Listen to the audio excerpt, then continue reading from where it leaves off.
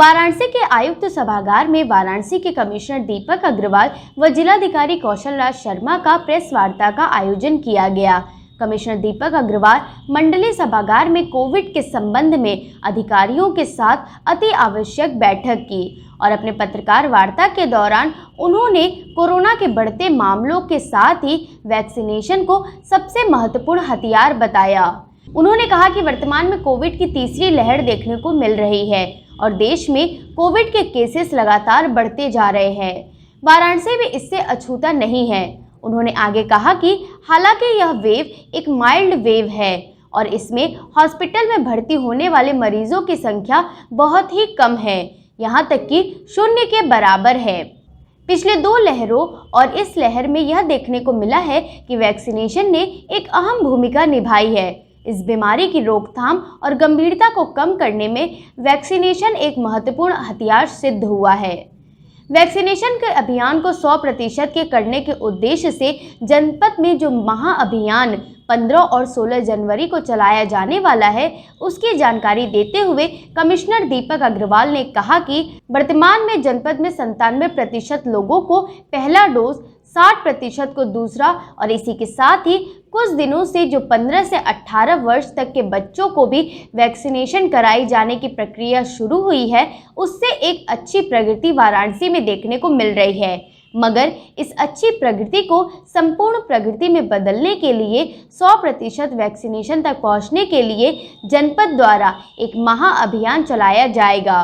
उन्होंने बताया कि 3 लाख बच्चों का वैक्सीनेशन कराया जाना है, इसलिए स्कूलों के अलावा ITI, कोचिंग संस्थान, इंजीनियरिंग एवं हायर एजुकेशन सहित ग्रामीण क्षेत्रों के 50 से 18 वर्ष के आयु तक के बच्चों का वैक्सीनेशन कराया जाएगा। महाअभियान के दूसरे ग्रुप के बारे में उन्होंने बताया कि ग्रामीण क्षेत्रों के बच्चों को ब्लॉक स्तरीय कर्मचारियों के सहयोग से सूची तैयार कर वैक्सीनेशन कराया जाए। ताकि आप लोग सब लोग देख रहे हैं, वाराणसी में भी जो 3rd वेव है उसके कारण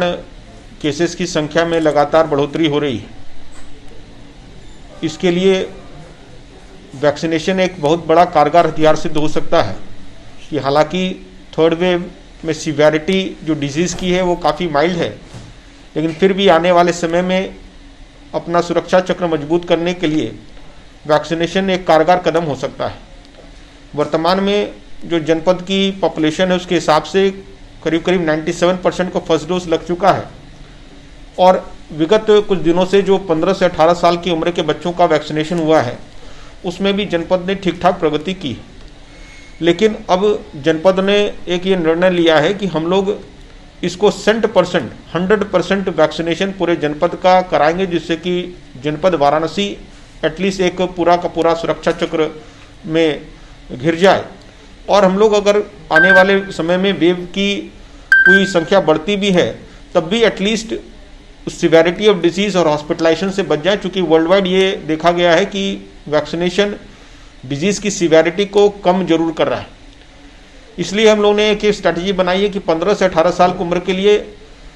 ऐसे ऑर्गेनाइजेशन जो इस तरह के बच्चों के साथ जुड़े होते हैं, जैसा कि मैंने कहा NSS, NCC, हमारा श्रम विभाग, जितने भी हमारे स्कूल 2nd डोज ड्यूज हो गया है, वो कृपया करके अपने नियरेस्ट वैक्सीनेशन सेंटर में पहुंचकर अपना वैक्सीनेशन कराना सुनिश्चित कराएं, क्योंकि अगर किसी न कारण अगर वो बीमारी होती भी है तो उसकी सिवियरिटी कम होगी और हम लोग आने वाले समय में ये एक बहुत बड़ा बचाव पूरे जनपद का और अपने लोगों का कर पाएंगे। इलेक्शन के दृष्टिगत भी जरूरी है कि जितने भी हमारे लोग हैं वो लोग सब लोग वैक्सीनेट हो जाएं। इसलिए हम लोग का पूरा एक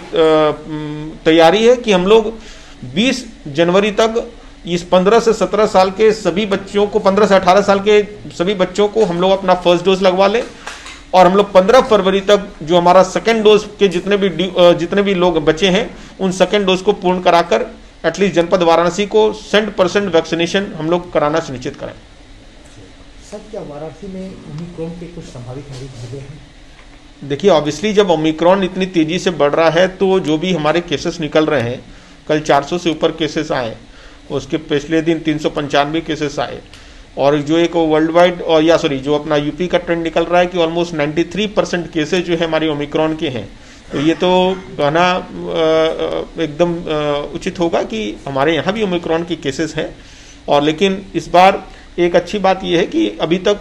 कोई हॉस्पिटलाइजेशन की संख्या या मोर्टालिटी की संख्या नगण्य है और सीवियरिटी ऑफ डिसीज एकदम नहीं है और माइल्ड केसेस निकल के आ रहे हैं। लेकिन मैंने कहा फिर भी कि आने वाला समय को क्या रुख ये वायरस लेगा, इसका कोई हम लोग अभी गारंटी के साथ बोल नहीं सकते। Colleges, ITIs, polytechnic, coaching institutes, sports colleges, जितने भी ऐसे संस्थान हैं उनके साथ हम लोगों ने विस्तृत बैठक की है। सबको इन आयु वर्गों के बच्चों की एक सूची बनाने के लिए कहा है, जो आज शाम तक आ जाएगी, और उसके पश्चात एक वृहद अभियान चलाया जाएगा जिसको संडे तक हम सभी इस कैटेगरी के बच्चों को सबको हम लोग सैचुरेट करेंगे। ये ग्रामीण क्षेत्रों में जो हमारे ऐसे बच्चे हैं जो स्कूल नहीं जाते हैं, उनको ग्राम स्तरीय अधिकारी जैसे कि ग्राम पंचायत विकास अधिकारी, एनएम, आंगनबाड़ी, रोजगार सेवक, लेखपाल के माध्यम से उनकी भी सूची तैयार कराई जा रही है, और उनको ब्लॉक पे एडिशनल PSCs और CSCs पर ये वैक्सीनेशन की सुविधा वहाँ पर भी उपलब्ध होगी। साथ साथ ऐसे इंस्टीट्यूट जहाँ पर बच्चों की संख्या ज़्यादा है, वो हम लोग ने जो हमारे एडिशनल CMO जो वैक्सीनेशन का देख रहे हैं डॉक्टर पांडे, उनका नंबर सबको सर्कुलेट कर दिया है। उस नंबर पे वो फ़ोन करके अपने इंस्टीट्यूशन में ही एक वैक्सीनेशन का सेंटर बना सकते हैं। 15 और 16 तारीख को 2 दिन एक विशेष अभियान चलेगा जिसमें सभी हमारे ब्लॉक्स, जितने भी हमारे अन्य वैक्सीनेशन सेंटर्स हैं, और साथ साथ 2 वृहद सेंटर, हमारा सिगरेट स्टेडियम और LT कॉलेज जो शहर में है, वहाँ पर एक वृहद कैंप चलेगा जहाँ पर कोई भी कैटेगरी का ऐसा बच्चा जो छूट गया हो वो अपना आकर वहाँ पर वैक्सीनेशन इसको करा सकता है। साथ साथ जो हमारे ऐसे व्यक्ति हैं जो उनका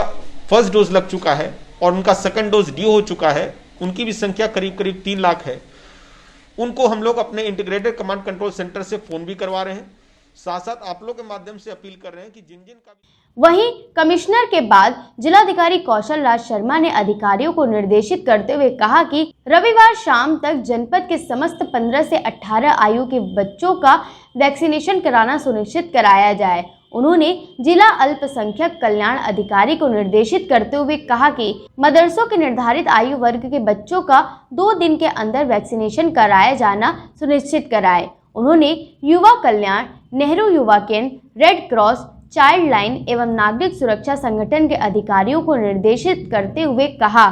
कि ऐसे बच्चे जो किसी स्कूल में एनरोलमेंट न हो या पढ़ने न जाते हों, ऐसे बच्चे को ढूंढकर उनका वैक्सीनेशन करवाएं। उन्होंने शहर के संचालित FM चैनल के प्रतिनिधियों से 15 से 18 आयु के बच्चों के वैक्सीनेशन हेतु जन जागरूकता के सूचना अभियान के रूप में प्रसारित करने पर जोर दिया। थर्ड वेव के इन्फेक्शन के केसेस पूरे देश में, पूरे प्रदेश में बढ़ रहे हैं और यही प्रेडिक्शन है कि आने वाले 15-20 दिन तक ये केसेस इंक्रीजिंग ट्रेंड पे हो सकते हैं। वाराणसी में जहाँ केस 300 से नीचे आ रहे थे, अब 400 से ऊपर पर डे हो गए हैं।